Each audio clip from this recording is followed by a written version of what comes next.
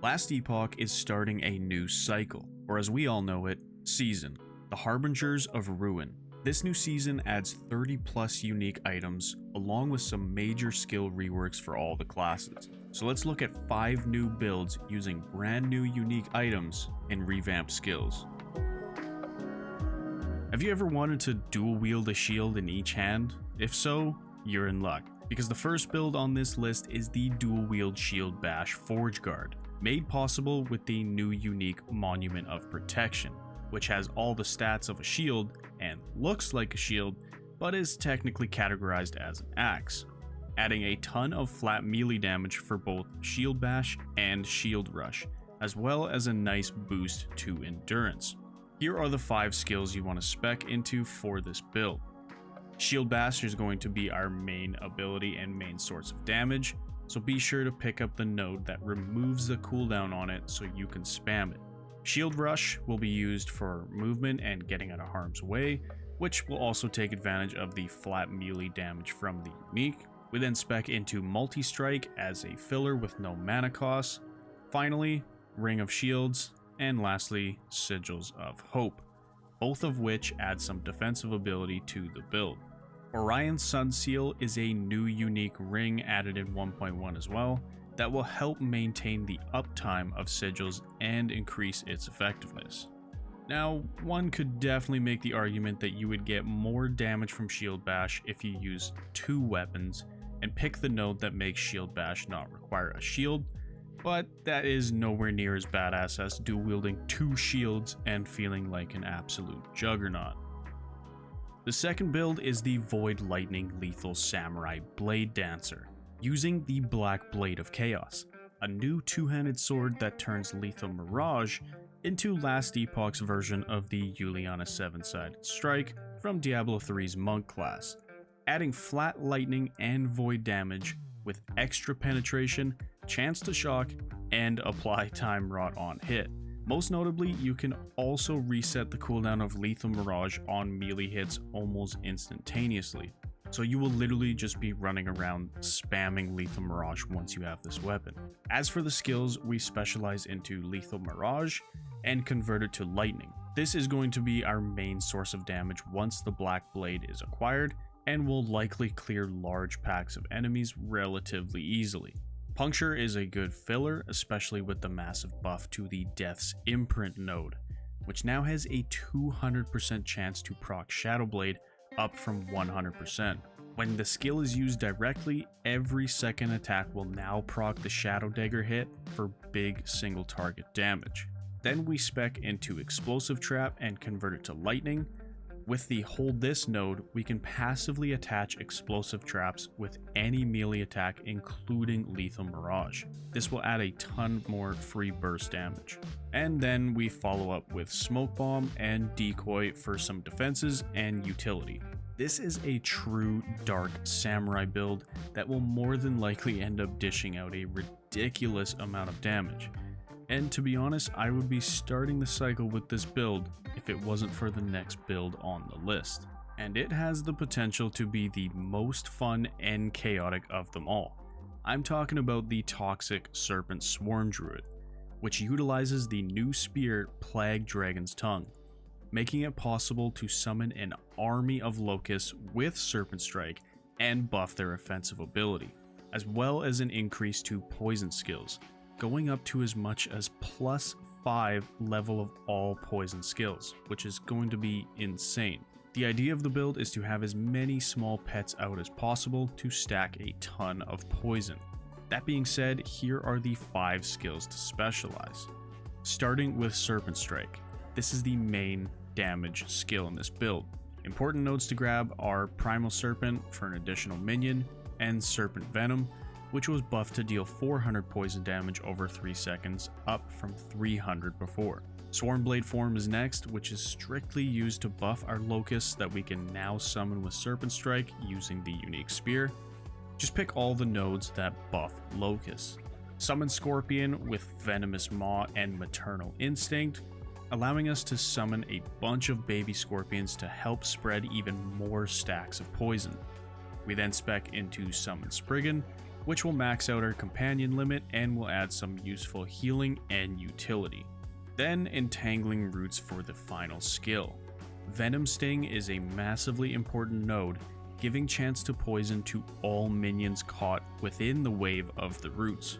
What makes this even more powerful is the poison chance is tripled for serpents and scorpions, and we are going to have a ton of baby scorpions running around just ramping poison damage. This build sounds incredibly fun, and with the potential to stack hundreds of poison stacks in a very short amount of time, and it will more than likely be my first build at the start of the cycle. Build number 4 is the Avalanche Quake Shaman, which has seen one of the largest reworks of all the skills in the 1.1 Harbingers of Ruin. As stated in the patch notes, Avalanche's base functionality has been reworked. It is no longer a channeled spell by default, costs 50 mana, and creates one large boulder at the target location, followed by 10 smaller boulders around the target area over 2 seconds. It is now always targetable, and the boulders fall within a circle, thank God, instead of an extended rectangle in front of the player. And most importantly, it has no cooldown. In my opinion, this was an awesome change, and aside from the looming mana issues that you're eventually going to run into, this makes the skill a lot more attractive to pick as a main damage source for Shaman. Avalanche also got a generous damage buff and can proc Upheaval as well as Earthquake, making for some pretty gnarly combos. Now let's get into the 5 skills to specialize in, starting with Avalanche of course. The nodes we're going to need are Crater, which is the new node for Avalanche, and will make every third large boulder create an earthquake on impact, followed by the node Excavation, previously named Heavy Snow. This gives large boulders a 100% chance to cast Upheaval when 2 points are invested. Next, we want to specialize into Upheaval and convert it to Cold so that we're utilizing those procs. And then we spec into Earthquake, and the necessary node to grab here is Snow Crash, making Earthquake proc extra avalanche boulders with the aftershocks from Earthquake. And this will create a pretty crazy reverb type of combo chain of Earthquake and boulders just kind of procking off of each other. It's gonna be sick. For the last 2 skills, we will want to grab Warcry and Maelstrom, both of which we convert to Cold and use to further buff the damage of Avalanche and the Upheaval Earthquake procs. Shaman has honestly been struggling to have good builds in comparison to other masteries in Last Epoch. And if you love Shaman, it looks like this season is going to have a lot more to offer. So what better way to test their newfound power than this crazy Avalanche combo build? The 5th build is the Fire Disintegrate Sorcerer.